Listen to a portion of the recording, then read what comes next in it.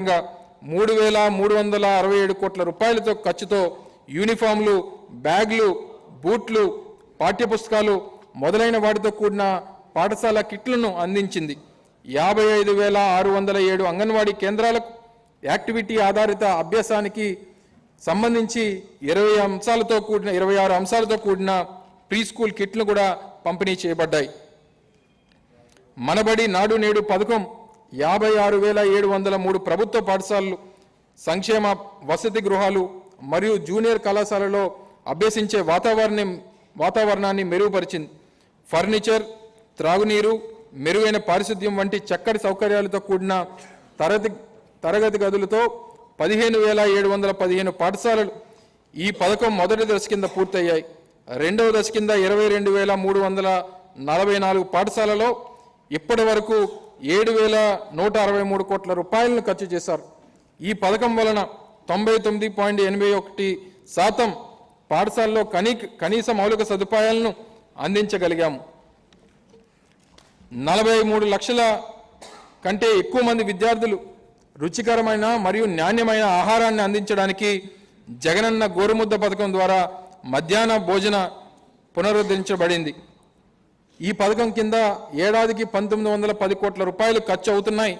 ఇది గత ప్రభుత్వం చేసిన ఖర్చు కంటే 4 రెట్లు ఎక్కువ.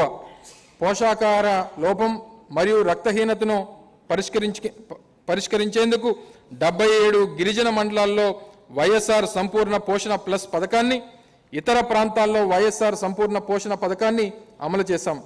ఈ పథకం ద్వారా 35,71,000 మంది మహిళలు మరియు పిల్లలు ప్రయోజనం పొందుతున్నారు. 15 నుండి 49 సంవత్సరాల మధ్య వయసులో ఉండి రక్తహీనతతో బాధపడుతున్న గర్భిణీలు శాతం 2019 నాటికి 53.71% కాగా 2023 నాటికి అది 24.66% తగ్గింది. అలాగే ఎదుగుదల లోపాన్ని ఎదుర్కొంటున్నటువంటి పిల్లల శాతం 2019 నాటికి 31.2% కాగా 2023 నాటికి అది కేవలం 6.84% తగ్గిందనేటువంటి విషయాన్ని కూడా తెలియజేస్తా ఉన్నాము. ఉన్నత విద్య. ప్రముఖ ఆర్థికవేత్త శ్రీ అమర్త్య సేన్ మాటలలో విద్య మనల్ని మనుషులుగా చేస్తుంది, మన ఆర్థిక అభివృద్ధిని, సామాజిక సమానత్వాన్ని, లింగ సమానత్వాన్ని ప్రోత్సహిస్తుంది. మన జీవితాలను అన్ని రకాలుగా మార్చే సామర్థ్యం విద్య మరియు భద్రతలకు ఉన్నాయి. మన గౌరవ ముఖ్యమంత్రి గారు విద్యపై చేసే ఎలాంటి ఖర్చునైనా రాష్ట్ర ఉజ్వల భవిష్యత్తు కోసం పెట్టే పెట్టుబడిగానే పరిగణిస్తారు. అర్హులైన విద్యార్థులందరికీ ఉచితంగా ఉన్నత విద్యను అందించే పూర్తి బాధ్యతను వహిస్తున్న ఏకైక రాష్ట్రం మన రాష్ట్రమే.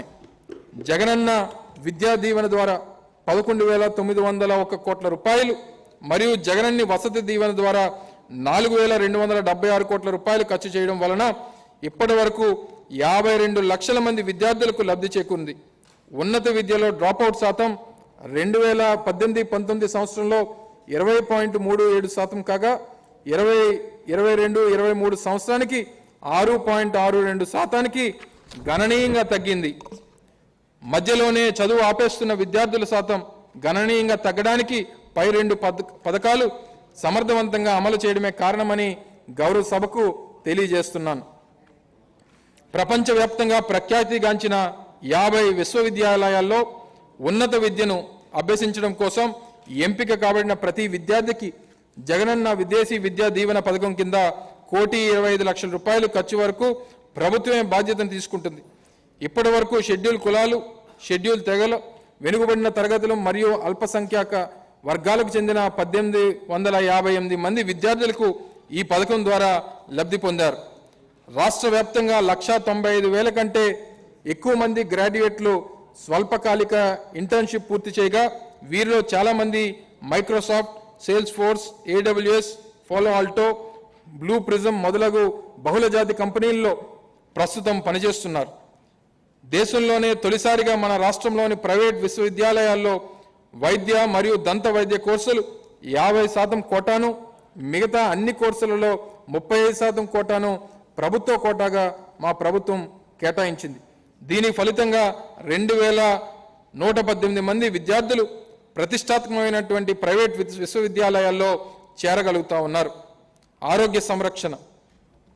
పురాతన రోమన్ సామెత ప్రకారం సాలస్ పాపులి సుప్రీం లెక్స్ ఎస్టో అంటే ప్రజల ఆరోగ్యమే అత్యున్నత చట్టం.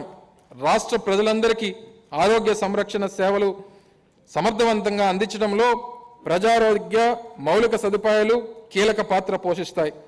ఆరోగ్య రంగంలో నాడు నేడు పథకాన్ని అమలు చేయడం ద్వారా మా ప్రభుత్వం ఉప ఆరోగ్య కేంద్రాల నుండి మొదలుకొని బోధన ఆసుపత్రుల వరకు 16,852 కోట్ల రూపాయలను ఖర్చు చేసి ప్రజలకు నాణ్యమైన ఆరోగ్య సేవలు అందిస్తున్నాం. అంతేకాక 1142 ప్రాథమిక ఆరోగ్య కేంద్రాలను నిర్విరామంగా రోజుకు 2 షిఫ్టులతో పనిచేసేలాగా పునరుద్ధరించబడ్డాయి. ప్రజలకు వారి ఇంటి వద్దే ఆరోగ్య సేవలు అందించాలనే ఆలోచనతో మా గౌరవ ముఖ్యమంత్రి గారు ఫ్యామిలీ డాక్టర్ అనే వినూత్న కార్యక్రమానికి శ్రీకారం చుట్టారు. 2284 మంది వైద్యులతో 14 రకాల వైద్య పరీక్షలను 105 రకాల మందులను ప్రజలకు అందుబాటులోకి తీసుకుని రావడం జరిగింది. ఫ్యామిలీ డాక్టర్ సేవలతో పాటు మండలానికి కనీసం ఒక యూనిట్ చొప్పున 108 అంబులెన్స్ సర్వీసులు మరియు 104 సంచార ఆరోగ్య వాహన బృందాలను ఏర్పాటు చేయడం జరిగింది. డాక్టర్ వైఎస్ఆర్ ఆరోగ్యశ్రీ పథకాన్ని మరింత ఎక్కువ మందికి చేరువ చేసే ఆలోచనతో కుటుంబ ఆదాయ అర్హత పరిమితిని 2,50,000 రూపాయల నుండి 5 లక్షల రూపాయలకు వరకు పెంచడం, సంవత్సరానికి 25 లక్షల రూపాయల వరకు నగదు రహిత వైద్య సేవలను అందించడం జరుగుతుంది. క్యాన్సర్ వంటి క్లిష్టమైన వ్యాధులకు ఎటువంటి పరిమితి లేకుండా ఈ పథకాన్ని వర్తింపజేస్తున్నాం. అలాగే ఆరోగ్యశ్రీ పరిధిని 1059 వ్యాధుల సంఖ్య నుండి 3,257 వ్యాధులకు పెంచుతూ హైదరాబాద్, చెన్నై మరియు బెంగళూరు వంటి నగరాలకు కూడా విస్తరించడం జరిగింది. ఈ విస్తరణ వల్ల 2014-19 మధ్యకాలంలో 13,82,000 మంది ఈ పథకం లబ్ధి పొందగా 2019-23 మధ్యకాలానికి వారి సంఖ్య 35,91,000కు పెరిగింది. అంతేకాకుండా